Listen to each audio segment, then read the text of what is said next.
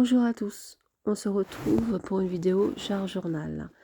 Alors qu'est-ce que le jar journal? C'est donc l'utilisation d'un contenant, ici un bocal, dans lequel on met des consignes de réalisation, et d'un journal. Ici j'ai utilisé des anneaux d'un mini happy planner, mais ça peut être sous forme de cahier, de carnet, de mini-album, etc. dans lequel donc on va réaliser nos pages à partir des consignes. Cette idée, je l'ai vraiment vue par hasard dans mon fil d'actualité à la fin du printemps. J'ai eu d'abord dans mon fil d'actualité, si je me souviens bien de la chaîne, c'était le scrap de Poussinette qui avait fait un échange avec une scrap copine pour un calendrier de l'Avent. Et elle s'était inspirée de la chaîne Mumu Scrap et compagnie qui, elle, l'avait fait pour une collection d'automne. Voici le processus pour la fabrication des pages de couverture. J'utilise du papier multitechnique de Pantone et des encres, non pas des encres, de la poudre Magicals. J'ai fait du bleu, du vert. Donc j'applique le pochoir, j'enlève le surplus avec de l'essuie-tout. Et en fait, ces 2 pages vertes vont me servir plus tard, mais je préfère la teinte rose-violet. Là, c'est de l'aquarelle pour la première de couverture sur laquelle j'applique du papier bulle pour faire des effets. En attendant que ça sèche, je reprends ma 4e et je finalise le fond. J'adore cette plaque de tampon, ça permet de faire des fonds assez sympathiques, un peu grunge, etc. J'applique des néocolores pour faire du fondu, du relief, etc. à ma page. Bon là c'est pas sec, donc je continue sur ma 4e. Je choisis un papier déco que j'applique à l'intérieur de ma 4e de couverture. J'encre les bords. Et je perfore. J'ai des difficultés avec ma vieille perforatrice, mais bon, ça va le faire. Et voilà, ma 4e de couverture est faite. Il fera juste un ajustement en bas. Là, c'est pas sec, donc je décide d'utiliser mon essuie-tout pour enlever le surplus. Mes petits cercles, là, ça va pas du tout, même chose.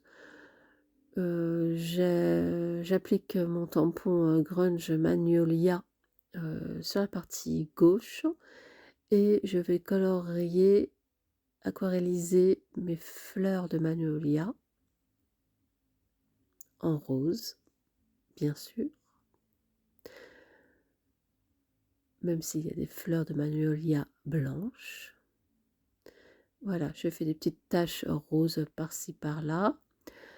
Ça a coupé, mais voilà, j'ai mis une découpe de chez Cannelle et Citron pour marier le tout, et j'applique un tamponnage expression libre de Scrap Didi. Et donc là, vous voyez rapidement l'intérieur du journal. Je m'attaque maintenant au bocal, là. Donc un petit bocal de confiture à la marque bien connue, sur lequel j'applique du tissu et de la ficelle. Là, j'ai customisé le couvercle avec du lin. J'applique un petit galon pour finaliser le tout. À l'intérieur, je mets des perles pour que ce soit plus joli. Et je mets donc les petits rouleaux craft pour les consignes, blanc pour les citations. Là, je fais la carte pour expliquer un petit peu le contenu et la méthode. Et il me restait donc ce bout, cette chute, et je décide d'en faire un marque-page.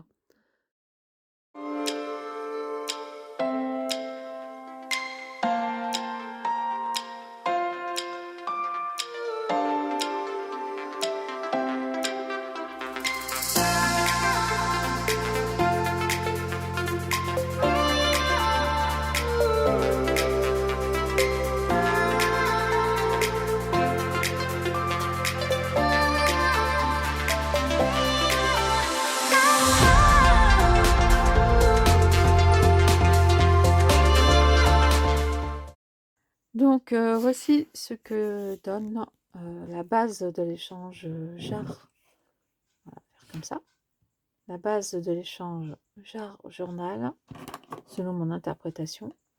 Alors, le petit bocal que j'ai customisé, à l'intérieur duquel vous avez donc les différents rouleaux avec, donc ça c'est pour le transport, avec en craft les consignes, en blanc les citations positives, rigolotes, sur leur fond de perles, n'est-ce pas?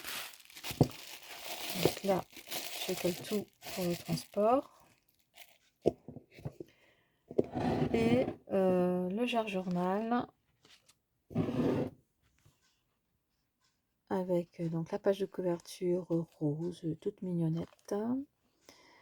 La carte où je noterai les consignes. Et voilà, les pages où Isabelle pourra s'éclater. Donc j'ai fait exprès de pas trop surcharger, de pas rajouter de choses spécifiques. Pour voilà, qu'elle ait toute liberté d'organiser ses pages comme elle en a envie. Donc le petit marque-page qu'elle pourra déplacer où elle veut. Je vais peut-être lui mettre un petit tour blanc ici, une petite citation, j'en sais rien, je vais voir. Ouais, je vais peut-être faire ça quand même. Voilà, on a un bout de tissu, là ça fait une page en... C'est pas du craft en... Ah, j'ai oublié. En jute, voilà. Là c'est donc ma feuille en coton intissé. Et voilà. Ah oui, j'avais dit que je changerais ça. Et je ne l'ai pas fait. Je vais le faire. Et la couverture finale. Voilà. Bien, nous nous retrouvons pour la réception du jar journal de Isabelle, avec un petit merci pour le clin d'œil machine à écrire. Elle a choisi de présenter les contraintes et les citations dans 2 sachets de pochons, dont je tirerai un rouleau au sort, un par mois, et pour faire ma page, réaliser ma page. Et elle a choisi de relier le journal par 2 anneaux, à partir d'une couverture cartonnée qu'elle a customisée en mettant du papier multimédia aquarelle. Je vais vous montrer l'ensemble de la couverture, voilà ce que ça donne. Voilà, très très joli. À l'intérieur, elle a fait une pochette dans laquelle elle a mis une ATG, un paperclip, un marque-page, du papier vélum et des papiers déco. Voilà. Toc toc toc. Donc ici une page de présentation, mon jar journal. Et après, de toute la série des pages sur laquelle je vais composer d'après ces contraintes, d'après ces consignes, qu'elle a tamponné par-ci par-là, qu'elle a mis des stickers. Voilà. J'ai dû oublier des pages. Non. J'adore ce stickers. Très joli. Et voilà. Hop là. Donc voilà pour cet échange jar-journal qui, je le rappelle, servira de support pour être le fil conducteur sur notre groupe chaque mois de l'année jusqu'à août prochain 2022, et qui peut servir vraiment à d'autres supports, d'autres idées, d'autres envies, comme je l'ai dit en tout début de vidéo. J'espère que ce projet vous aura plu, n'hésitez pas à faire des commentaires, et puis je vous dis à très bientôt dans une autre vidéo. À bientôt, au revoir.